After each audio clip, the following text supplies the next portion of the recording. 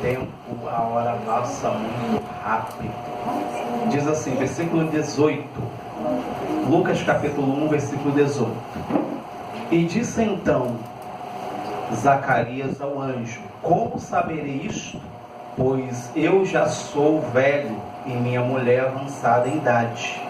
E respondendo o anjo, disse-lhe: eu sou Gabriel, que assisto diante de Deus, e fui enviado a falar-te e dar-te essas alegres novas. Todavia ficarás mudo e não poderás falar até ao dia em que estas coisas aconteçam, porquanto não creste nas minhas palavras, que a seu tempo se hão de cumprir.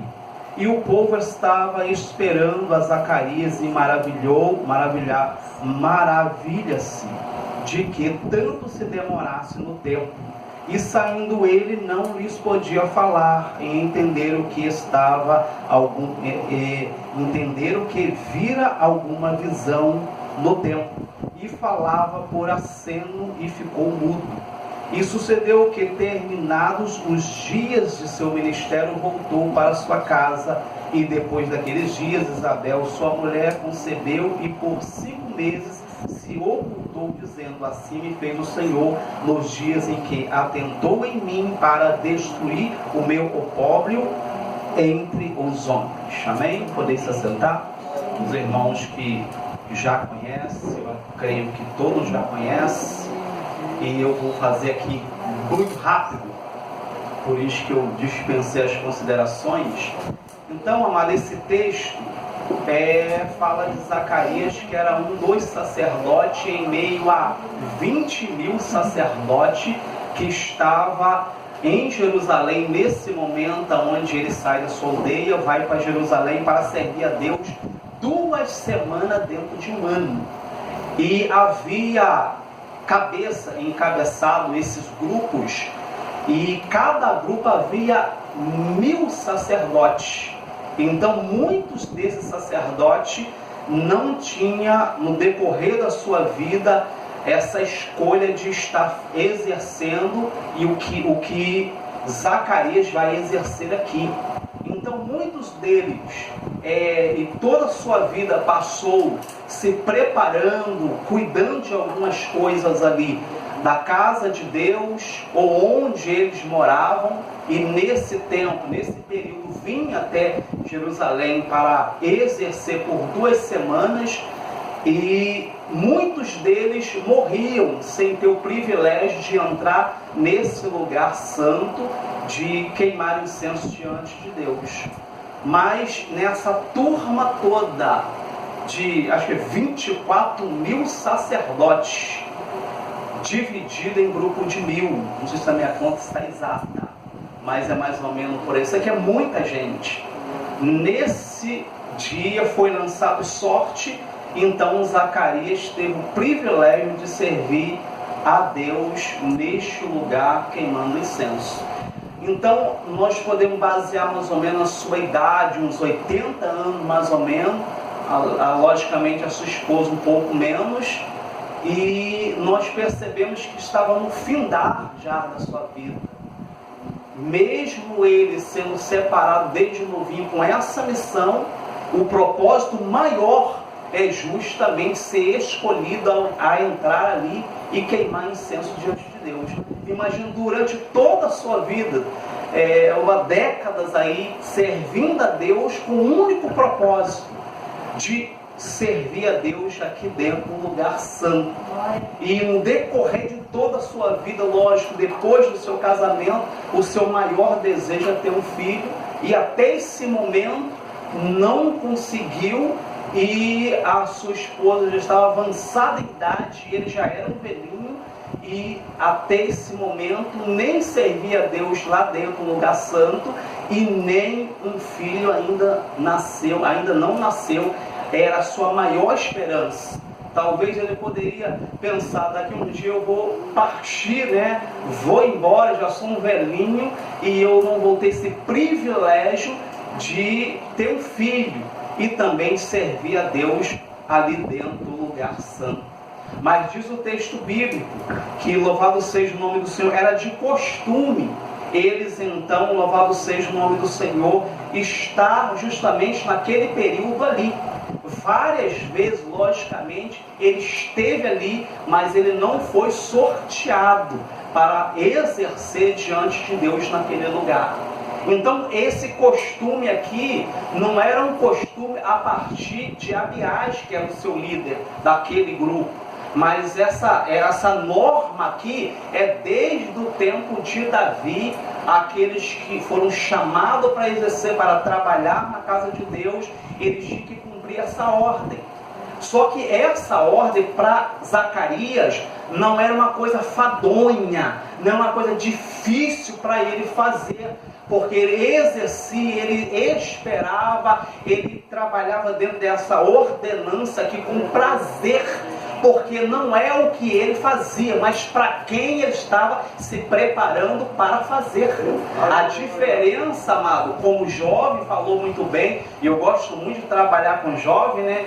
Louvado seja o nome do Senhor. O jovem, outros, os crentes em geral, alguns deles, né? Quando está na casa de Deus trabalhando, quando o tempo vai se passando, eles têm um objetivo para alcançar, e o tempo vai se passando, não conseguem alcançar os seus objetivos. Para alguns, eles começam a esmorecer na fé e começa a não mais andar na ordenança que agrada a Deus.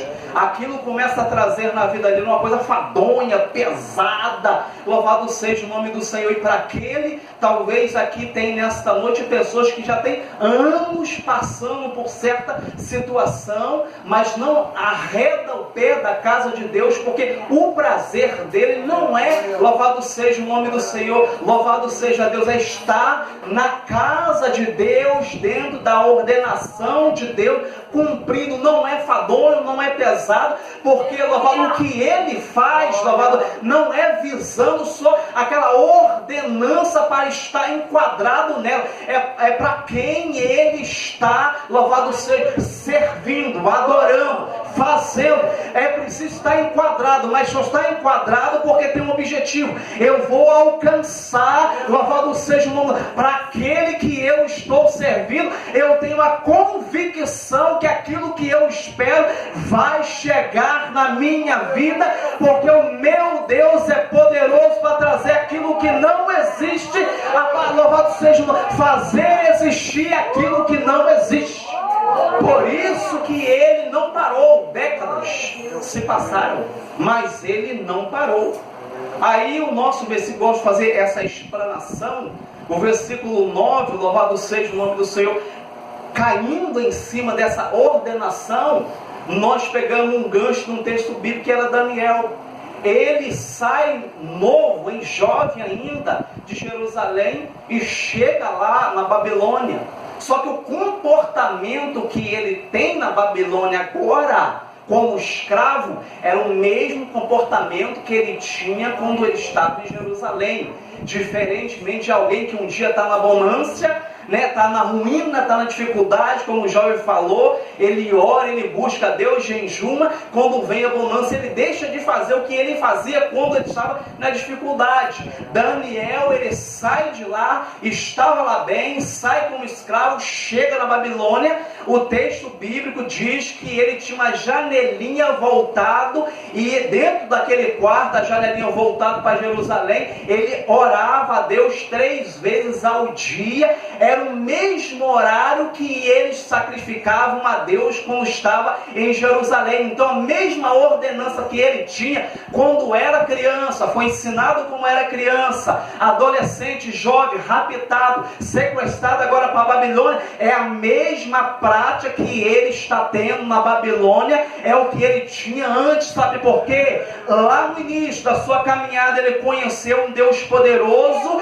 e esse Deus poderoso que ele conheceu, ele não abriu mão, continuamente ele orava e jejuava, orava e jejuava. Então ele foi crescendo espiritualmente, foi se achegando a Deus, ganhou intimidade com Deus. Agora a ordenança para ele agora não é mais enfadonha, mas é um prazer de fazer isso, porque eu estou fazendo. Quem está me vendo está no oculto, mas aquele que está no oculto está me ouvindo, está me respondendo, e ele está me deixando sentir a sua presença. Então ele tinha um alvo: o Senhor Deus Todo-Poderoso é o meu Senhor, e eu tenho o prazer de me derramar na sua presença, porque Ele é comigo.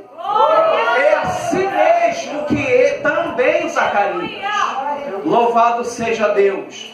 E diz que quando ele recebe a incumbência de entrar no lugar para queimar incenso diante de Deus, é aquele que representava todos os sacerdotes ali dentro, ele entra. Louvado seja o nome do Senhor. E os outros sacerdotes estavam esperando ele do lado de fora, porque quando ele saía de lá, no caso, quando ele saísse de lá, o povo estava esperando que ele emprestasse uma bênção sobre ele, que é a bênção araônica. O povo estava lá fora, mas estava orando, não estava lá falando. Podia ser eu que fosse escolhido para estar no lugar desse cara, porque na visão da sociedade em si, na idade que ele tinha sem ter um filho, era alguém que não era muito bem visto diante da sociedade. Então, para quem não tinha intimidade com Deus, também não olhava para Zacarias com bons olhos.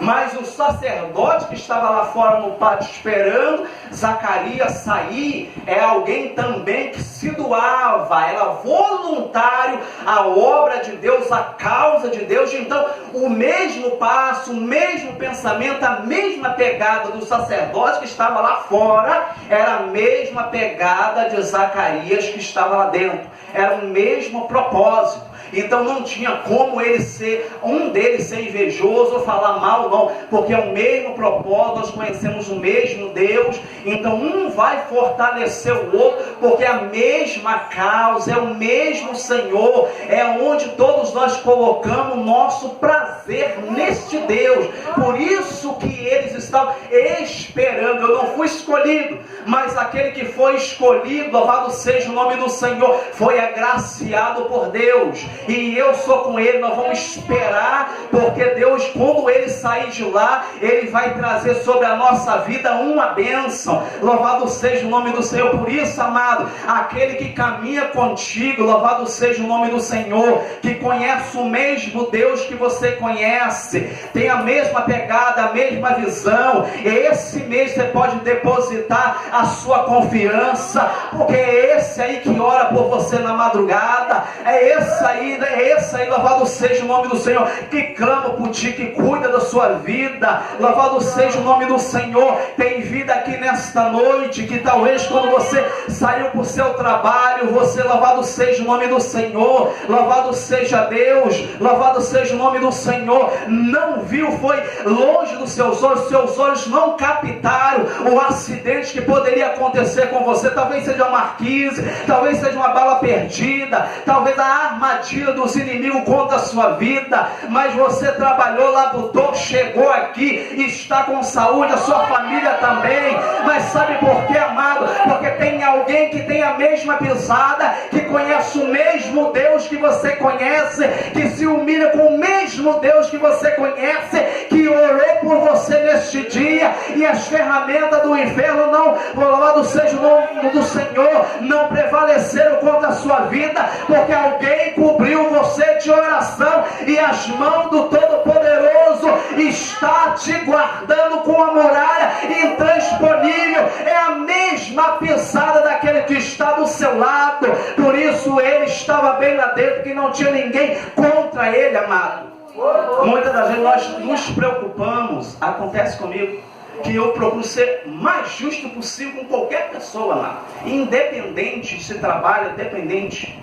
Mas quando alguém inventa alguma coisa sobre mim, eu tento refletir comigo mesmo, guardar comigo, mas dá vontade, né, de falar algumas coisas com razão, e acabo não falando. Isso aconteceu comigo esses dias, dentro dessas 2 semanas. E pior que a divulgação é em redes sociais, não cito o meu nome. Essa é a questão. Só que não tem causa nenhuma, não tem prova nenhuma. E eu pensando, como é que eu vou, né, sendo longânimo com a pessoa para resolver essa questão?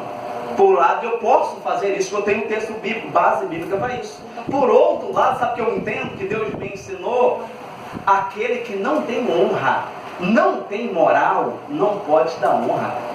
Só pode te dar honra quem tem honra.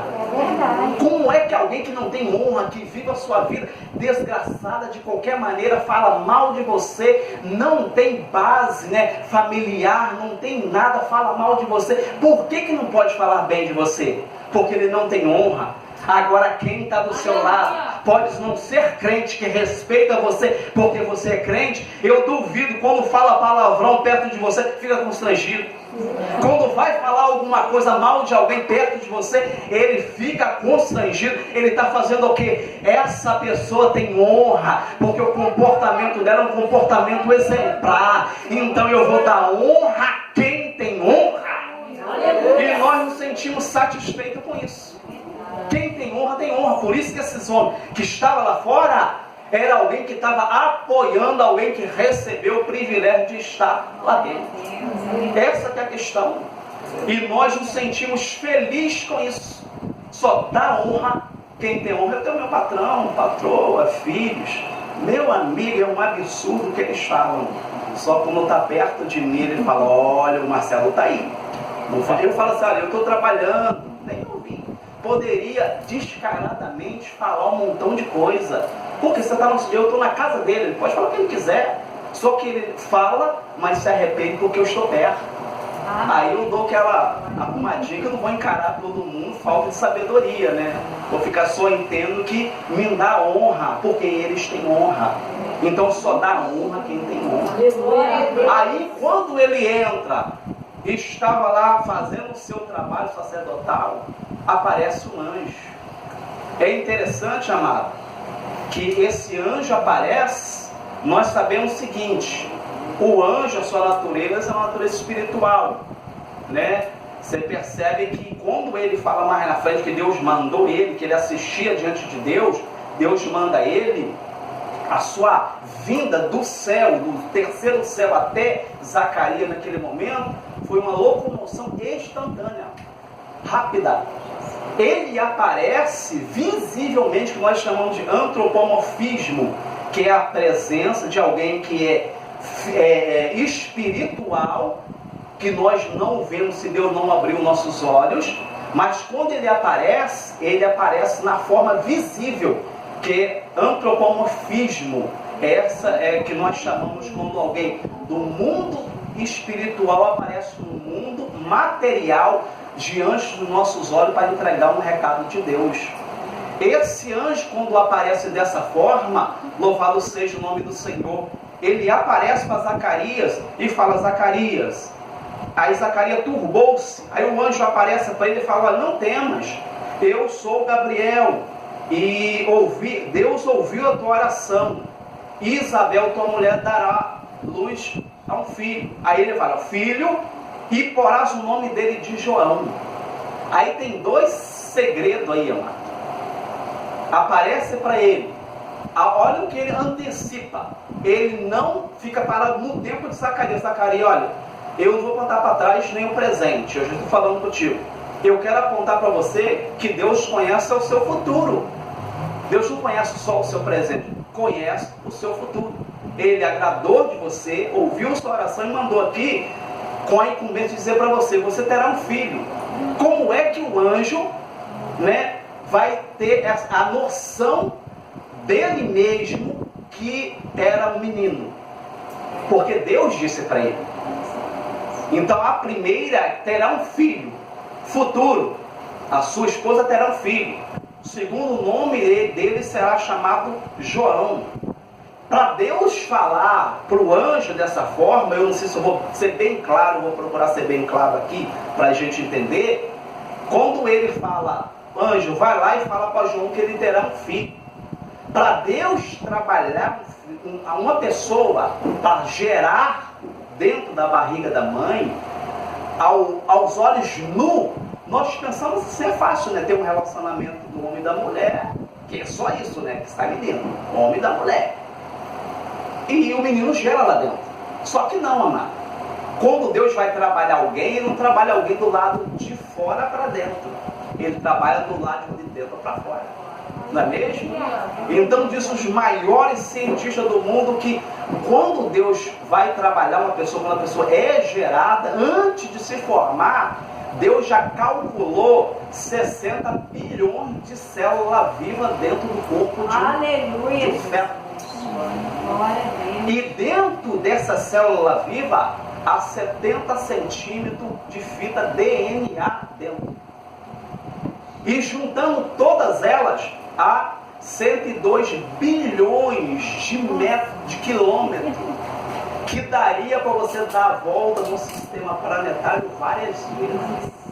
Por isso, quando o anjo chega, o Zacarias, sem se preocupar, está turbado porque está me vendo, ou está abismado porque eu disse para você que a sua mulher velhinha vai ter um filho, isso é impossível para você, para os homens. Deus já começou a construir lá dentro dela, sem ela perceber que ela não sabe que ela está na casa dela e você aqui. Ela nem sabe, você nem sabe que a mulher já ficou grávida na casa dela. Você nem sabe. Deus já começou a construir os tecidos dentro dela. E o nome dele é chamado João, porque João, esse camarada aí que não tem nada a ver com a família, a sua família, é porque esse camarada, você pediu coisa pequena. Esse menino que eu vou te dar, ele fará coisas para Deus, coisas grandes. Eu retardei, Zacarias, de fazer na sua vida aquele menino, porque no seu tempo, talvez ele estaria desgosto para você.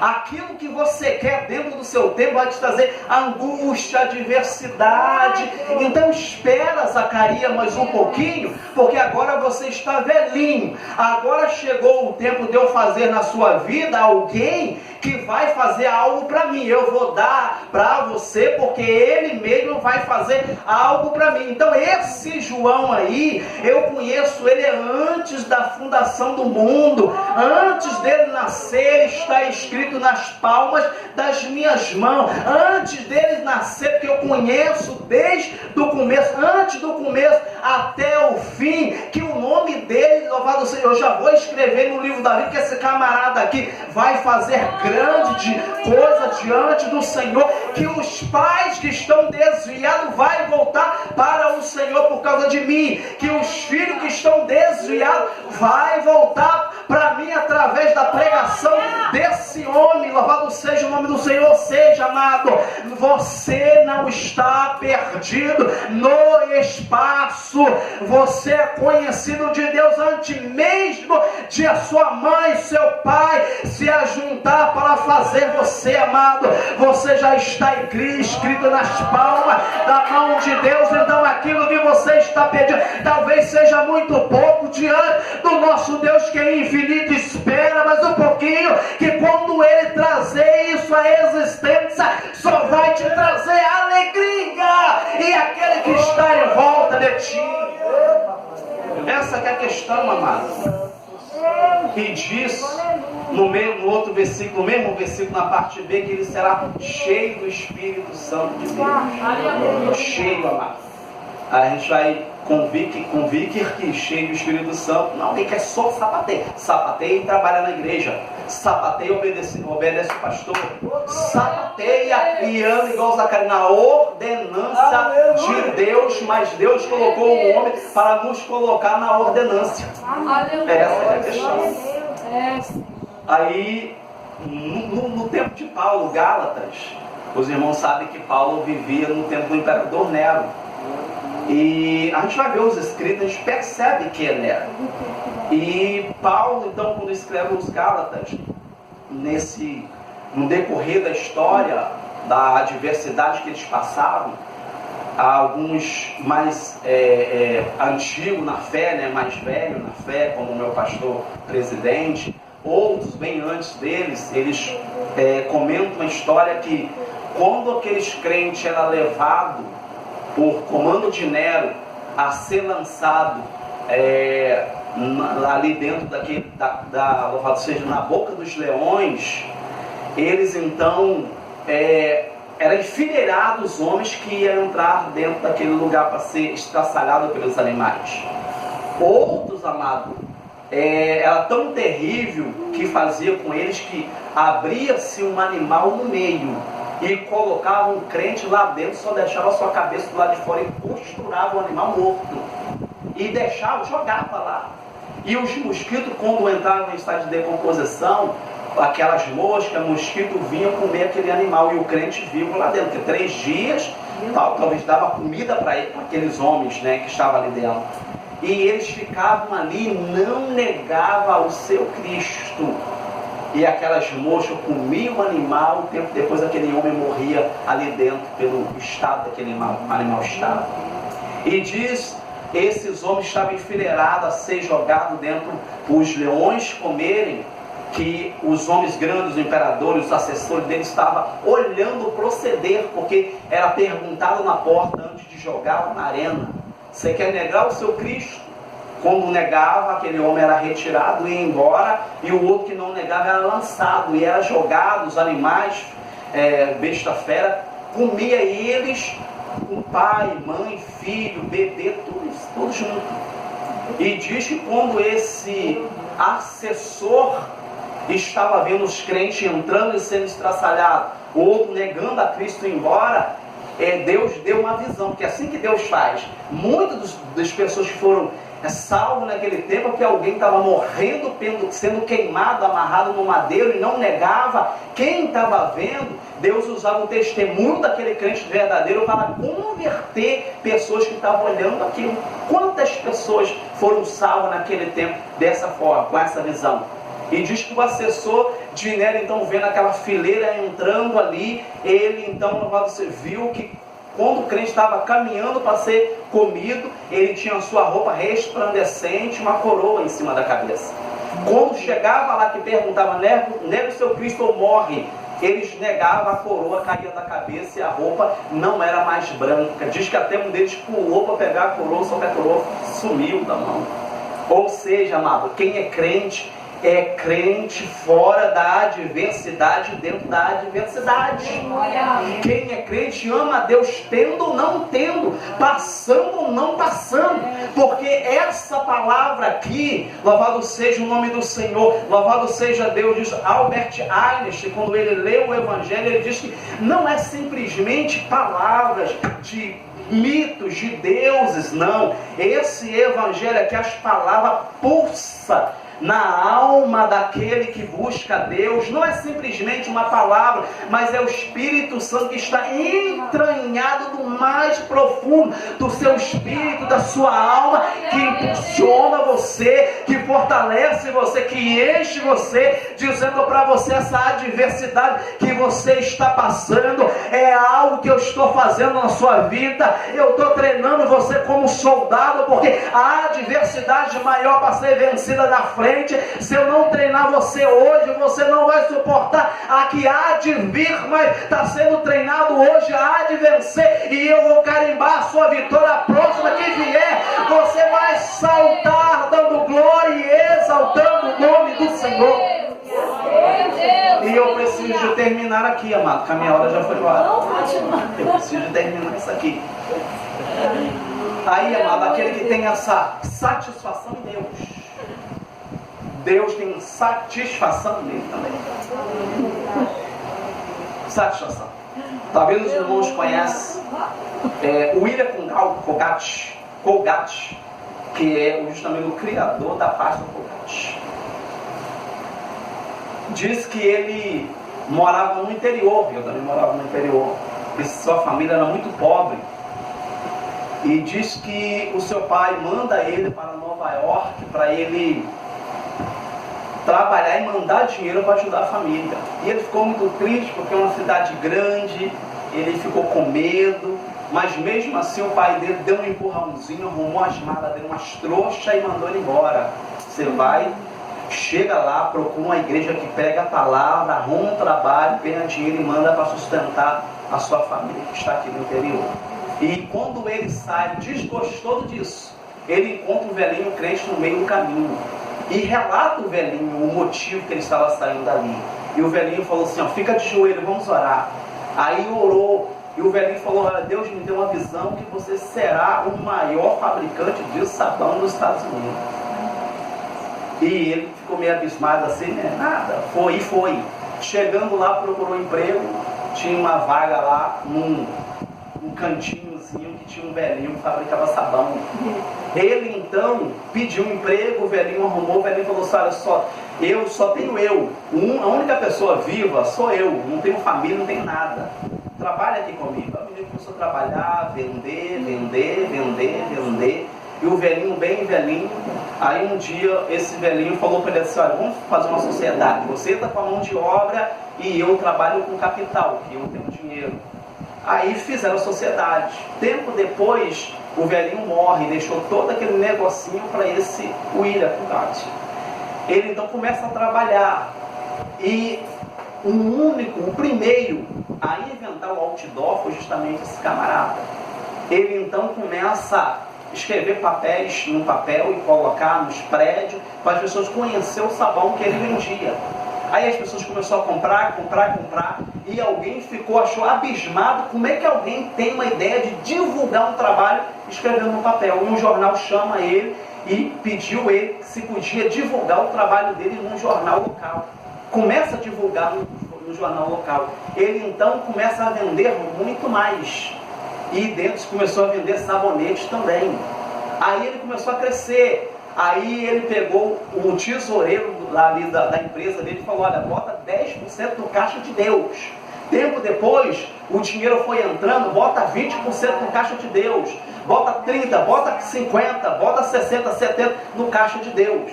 Toda vez que rendia, ele dava mais para Deus. O tempo foi se passando. Aquele camarada se tornou o maior empresário dos Estados Unidos.